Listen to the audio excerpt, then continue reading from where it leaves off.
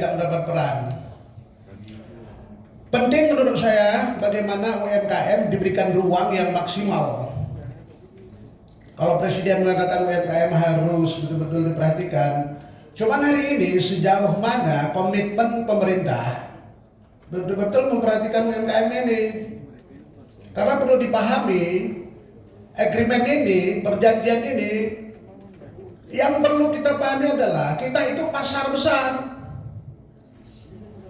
Itu seperti negara yang satu negara, apa namanya tadi itu? Bahasa saya nggak bisa sebutkan, apa namanya itu? Ya udah, ketua ada yang sebutin. Selain apalah. Berapa penduduknya? Berapa penduduknya? Cuma berapa lah? Jadi jangan nanti agreement ini nanti menambah persoalan besar. Memang ya dunia sekarang kita sudah masuk kepada fase yang seperti ini. Tetapi ingin saya sampaikan adalah bagaimana kekuatan kita untuk kita benar-benar mampu mengekspor produk-produk kita ke sana. Seperti saya di Jerman, saya melihat, saya masuk ke beberapa toko musik, itu made in Indonesia, alat musiknya mahal dijual. Yang saya khawatirkan apakah alat musik itu seperti bass, gitar, biola dan segala macam. Itu sampai harganya kalau di sana dengan rupiah itu hitungannya sampai 30 juta per unit. Saya ingin tanya apakah belinya di Indonesia itu berapa gitu. Ya enggak? Itu Pak, hati-hati, nanti diimpor sampah lagi Indonesia nih. Jadi penekanan saya Kadin ini ngambil peran betul. Tadi Bapak Kadin jangan hanya semangat untuk merekomendasi agreement-nya aja, tapi peran Kadin yang hal itu penting. Oh nggak usah. Jadi kita harus objektif. Semangat kita yaitu semangat membangkitkan perekonomian rakyat, Pak.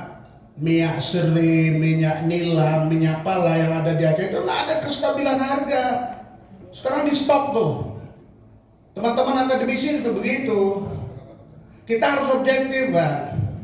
Ada untungnya kalau nggak ada objektif melihat persoalan membangun Indonesia.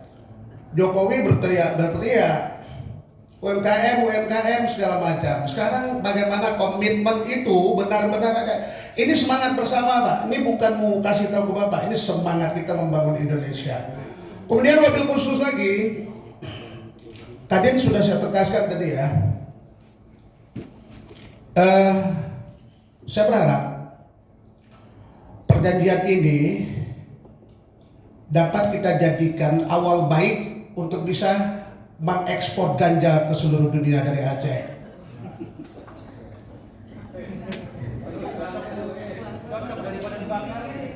Ya, kita ini bodoh.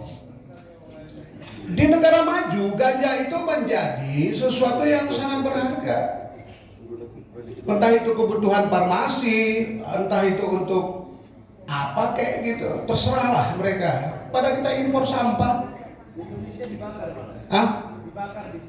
Makanya, kalau kami dari Aceh sudah siap aja. Jadi buka kebun seluas-luasnya dari Aceh itu sudah siap. Tapi bagaimana regulasinya benar-benar kita buat. Ini bukan tujukan ke Bapak ya. Kadin ini punya peran penting. Kalau ganja lolos sih Kadin cukup ganja aja diurus sudah selesai.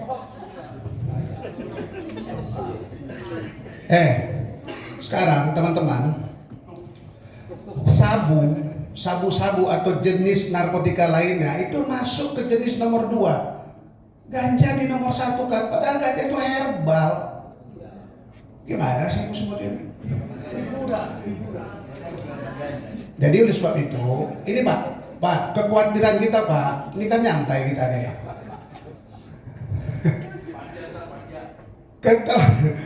Panjang ntar lagi ya, Pak.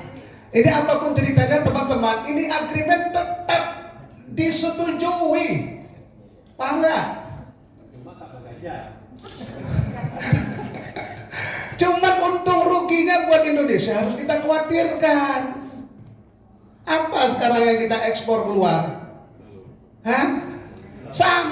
diimpor, mari. Ya Allah ya Karim ya Razak.